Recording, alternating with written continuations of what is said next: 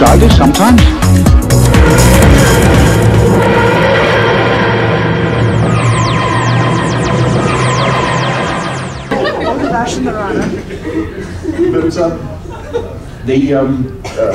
But no, it sorted something out inside of me, and I became that Doctor Who obsessed kid because I felt something be sorted. And the next week was the Seeds of Doom, and I had a particular phobia about plants when I was a kid, so my mum was really worried about it. But you know, 6 weeks later, when he somehow managed to get through that as well, I kind of got the idea that he would probably do it. But yeah, so yeah, it's a big thing for me, and everybody has a story about watching it.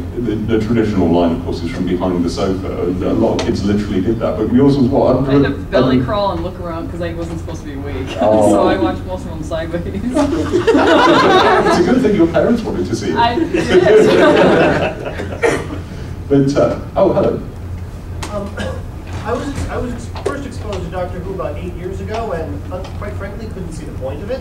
And then I was exposed to the new series, loved it, went back, and I have been exploring the original series, and now I get it. So right. Well, it must be said the old series is kind of a little difficult to get. It's, it was like getting into the original Star Trek after growing up with the Next Generation. Right. But you people mix the wonderful campy joy of the original with a modern, slightly more serious aesthetic. And to turn my comments into a question, have you seen a lot of renewed interest in the older Doctor Who as a result of what you have been doing? I think there's a renewed fan interest in the older Doctor Who, as we hear. But I think the general public, it's obviously still working to the extent that the DVD program will successfully complete all of Doctor Who coming out on DVD, which is another thing I couldn't have imagined years ago. So the general public are obviously investigating that way. And, you know, I think it's hard to tell because only fans really register this stuff in terms of interest. But I'm really pleased at the number of new fans who do go back and look at the old show. Because it does need a bit of translation every now and then. It does need, you know, when you're in the middle of part 3 of the censor rights, you're thinking, oh, I don't really care if he wins, I just hope something happens, you know. Once every Doctor Who fan's duty, at least once during their lifetime, is to complete the great pilgrimage through all of old classic Who, 1 episode a day. And I did mine over several years, a couple of years ago. That gives you an extraordinary perspective on, you know, how the show changed and what's good and what's bad.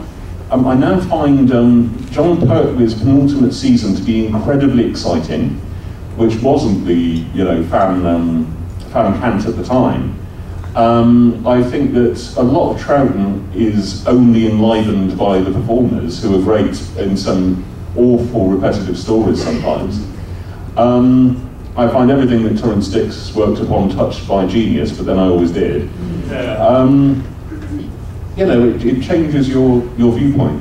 Peter Davison, possibly the best actor to have ever played the part in Classic Who.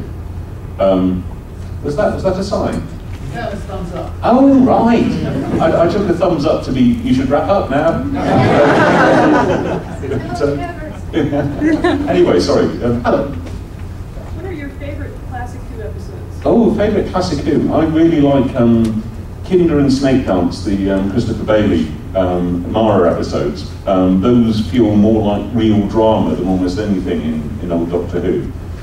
They feel like real drama to an extent that I remember old Doctor Who fanzines had to sort of treat them like a kind of code that had to be unpicked. Oh, they're all about Buddhism, and this means this, and that means that, whereas actually they're just drama. I like The Mind Robber hugely, Patrick Troughton, that's brilliant.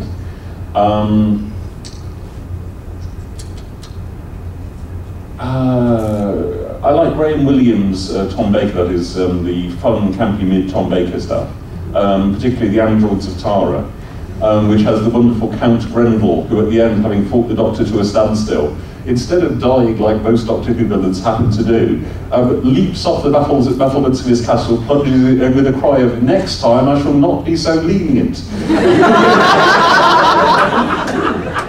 It's a great pity he never came back. You know, he must have enjoyed a nice happy retirement on Tara, thinking, oh, I wouldn't have been so lenient if he ever came back. Anyway. What's your favorite of the new Who that you did not work on? Oh, my favourite new Who that I didn't work on? Well, I love Moffat's work, like everybody does, really. I think Blink is some kind of masterpiece. Although, if I could have a time machine, I'd go back in time and move it to a season later, and then I'd won a bloody Hugo.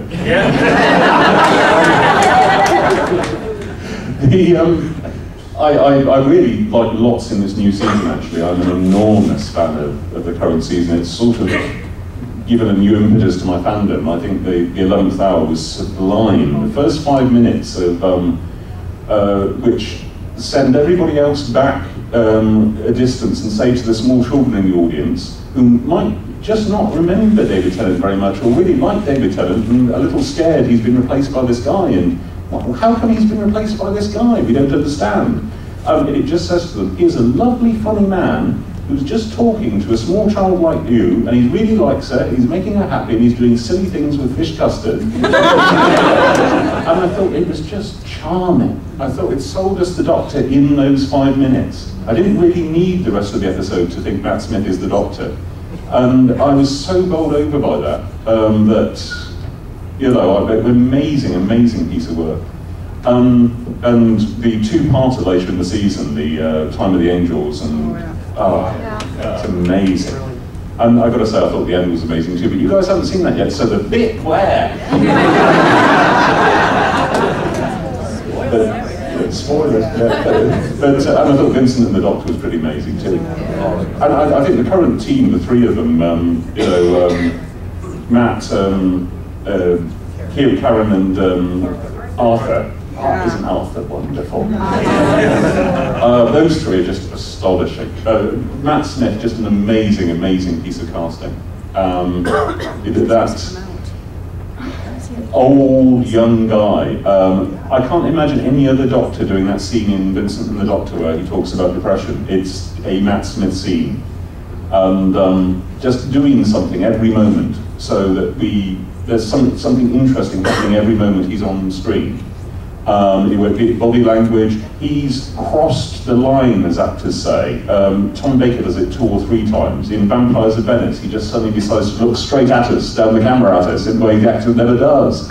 Oh, just amazing, amazing stuff. Anyway,